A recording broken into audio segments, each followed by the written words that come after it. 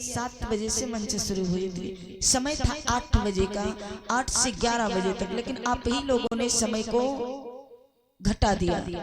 आप लोगों ने कहा समय ज्यादा हो जाएगा, उधर कोई भक्त आएंगे नहीं 8 बजे से, तो 7 बजे से हमने शुरू कर दिया।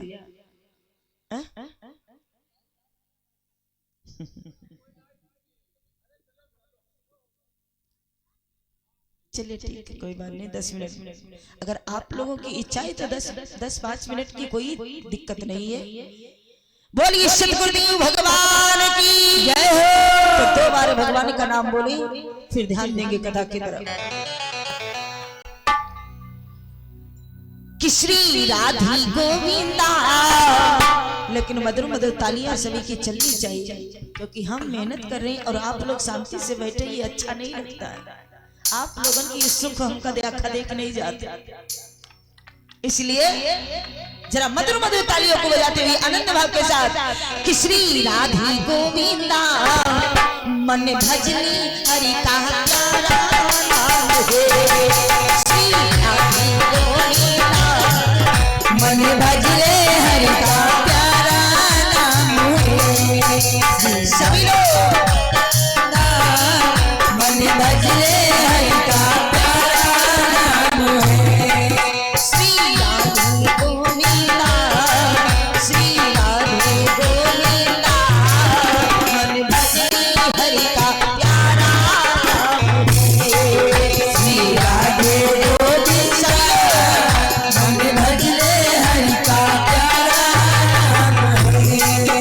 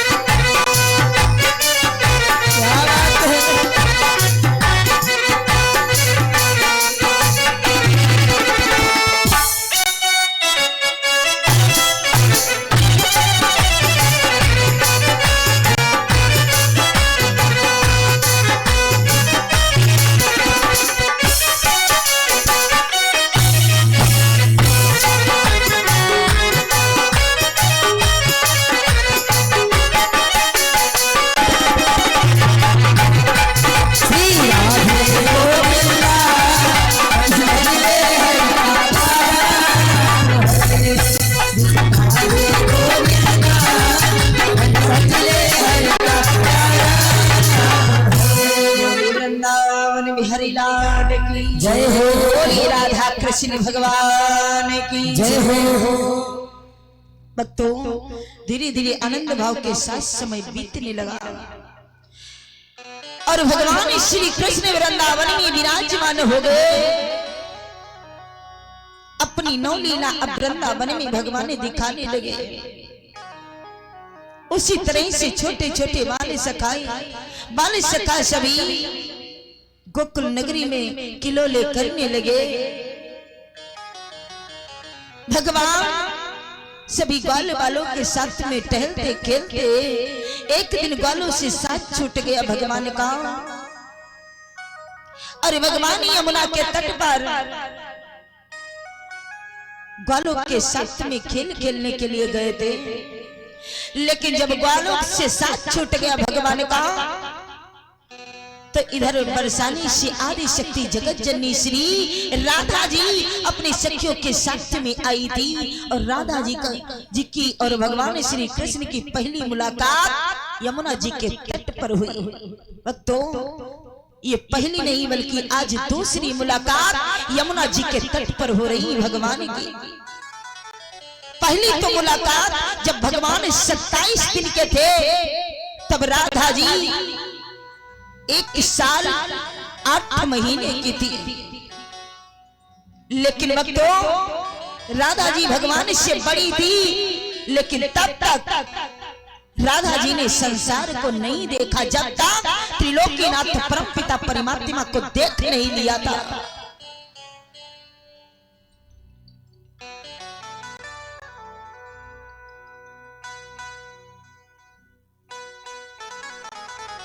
और जब भगवान श्री कृष्ण को राधा जी ने अपनी नजरों से देखा था पहली बार, भगवान श्री कृष्ण को देख करके ही राधा जी ने फिर संसार को देखा था। राधा जी 1 साल 8 महीने तक अपनी आंखें ही नहीं खोला था। जन्म से लेकर के 1 साल 8 महीने तक। और जब 27 दिन के भगवान हुए, जब नंद बाबा ने जौनार करवाई और जब ब्रह्मांड जी मैया कीर्ति जी राधा जी को लेकर के आई, तभी राधा जी अपने आंखों को खोला और पहली नजर में भगवान को ही देखा। तब एक पहली मुलाकात थी, आज दूसरी मुलाकात यमुना जी के तट पर हुई भगवान की। और भक्तों राधा जी भगवान श्री कृष्ण को भेजने के लिए घर में लेकर के आए मैया यशोदा के पास। तब मैया यशोदा ने पूछा भगवान से लल्ला ये कन्या कौन है? तो भगवान बोले मैया मैं भी नहीं जानती हूँ, मैं भी नहीं जानता हूँ। तब राधा जी से परिचय पूछा। तब राधा जी ने अपना परिचय अपनी मैया अपने बाबा का परिचय दिया। मैया यशोदा बड़ी प्रसन्न हुई। फिर कुछ पकवान दे करके भगवान से बोली जाओ लल्ला अब राधा को भेज आओ। राधा जी को भेजने के लिए भगवान बरसाने को गए। उसी तरह से मैया कीर्ति ने भी भगवान से बहुत प्रेम किया, परिचय पूछा। जब यशोदा का नाम भगवान श्री कृष्ण ने लिया तो भक्तों मैया कीर्ति बहुत प्रसन्न हो गई यशोदा मैया का नाम सुन करके, क्योंकि यशोदा मैया और मैया कीर्ति जी बचपन की सखी थी। आज लीलाधारी परमपिता परमात्मा की लीला ऐसी हुई कि इधर मैया यशोदा के पुत्र परमपिता परमात्मा श्री नारायण है, 16 कला के अवतारी पूर्ण ब्रह्म, और उधर आदि शक्ति जगत जननी श्री राधा जी मैया कीर्ति की पुत्री है। इधर समय बीत रहा है तो धीरे धीरे, और जब समय बीता भगवान गाय बछड़ों को लेकर के वन में जाने लगे चराने के लिए, तो उधर कंस के भेजे हुए निश्चर वृंदावन में भी आने लगे। बकासुर वृत्तासुर सभी को भगवान मारते रहे। जब भगवान के हाथों से सारी निश्चर मारी जाने लगे तो एक दिन राजा कंस अपने दरबार में बहुत उदास अवस्था में बैठा था। देव ऋषि नारद पहुंच गए राजा कंस के पास और कंस की हालत को जब देखा बोली राजन क्या बात है, आज ये तुम्हारा फूलों के समान ये चेहरा क्यों मुरझाया हुआ है? अरे कुछ दिन पहले जब मैं आया था तुमसे मिलने के लिए तब तो तुम्हारी हालत बहुत ठीक थी, लेकिन अब तो ऐसा लग रहा है कि तुम्हें किसी भारी रोग ने परेशान कर रखा है। राजन क्या बात है कि बोले राजन दिन दिन तेरे राजन अब तुम्हें क्या हो गया, तुम्हारी हालत क्यों बिगड़ रही है? बोलो राजन कि बोले राजन दिन दिन तेरी क्यों दशा बिगड़ती जाती है? बोले राजन दिन दिन तेरी क्यों दशा बिगड़ती जाती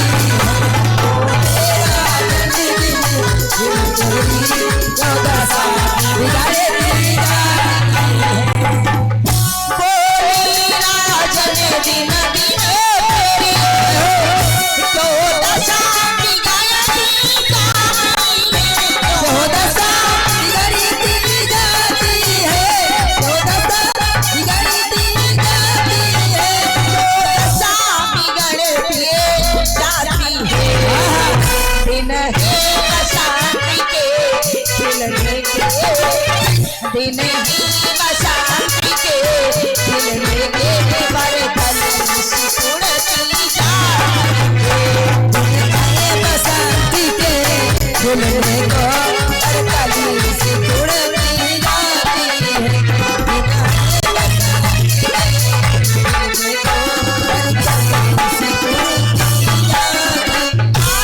देव ऋषि नारद ने राजा कंस से पूछा राजन क्या बात है, अरे कुछ बताओ आखिर तुम्हें क्या हो गया है? तो कंस कुछ नहीं बोला। देव ऋषि नारद कहने लगे अगर किसी रोग ने तुम्हें परेशान कर रखा है तो वैद्य बुलाओ, अपना इलाज करवाओ राजन, अरे तुम्हारी हालत तो बहुत बिगड़ गई। अगर तुम्हें किसी शत्रु की चिंता हो तो तुम वैद्य बुला, शत्रु की अगर चिंता हो तो राजन अपने शत्रु पर चढ़ाई कर दो और उसे पराजित कर दो। देव ऋषि नारद के ऐसे शब्दों को राजा कंस ने जब सुना तो भगवान के बारे में कहने लगा मुनिराज तुम्हें मालूम ही है मुझे एक ही चिंता सता रही है, वो जो नंद का लड़का कन्हैया है उसने हमारी रातों को नींद हराम कर दिया है। हे मुनिराज न मैं ठीक से सो पाता हूँ उसकी चिंता में और न ही मैं खा पाता हूँ, दिन रात उसी की चिंता लगी रहती है। आखिर उस कन्हैया को मैं मारूं तो कैसे मारूं? ये तो वही कहावत हो गई कि बीमारी की जब दवा करते जाओ अगर दवा ठीक नहीं लगती है तो बीमारी और बढ़ती चली जाती है। वही हमने किया है, अपने शत्रु को मरवाने की हमने पूरी कोशिश किया, लेकिन हमारा वो शत्रु वो कन्हैया अब दिन प्रतिदिन और ज्यादा विकराल होता जा रहा है। हे मुनिराज अब हमको पूर्ण विश्वास हो गया कि एक ना एक दिन उस कन्हैया के हाथों से हमारे प्राण अवश्य चले जाएंगे। देव ऋषि नारद ने राजा कंस के मन में जब भगवान के प्रति भय देखा, आज कंस को जब दुखी अवस्था में देव ऋषि नारद ने देखा तो मन ही मन देव ऋषि नारद को बड़ी खुशी हुई, बहुत मन को शांति मिली। लेकिन अपने भाव को बदल करके देव ऋषि नारद राजा कंस से बोले वाह राजन, आप जैसा शूरवीर राजा एक नन्ही से बालक से डर रहा है, ये बात तुम्हें शोभा नहीं देती राजन। कंस कहने लगा मुनिराज जिस कन्हैया को आप छोटा बालक समझ रहे बता रही हो, आपको नहीं पता कि उस कन्हैया में कितना बल है। हमने उसको भली भांति आजमा लिया है। जो वीर योद्धाओं निश्चलों को हमने भेजा कोई उस कन्हैया के हाथों से नहीं बचा, इसलिए उस कन्हैया को साधारण मत समझो, उसमें अपार बल है। देव ऋषि नारद कहने लगे राजन अरे वो कन्हैया तुम्हारे सामने एक कच्चे धागे के समान है।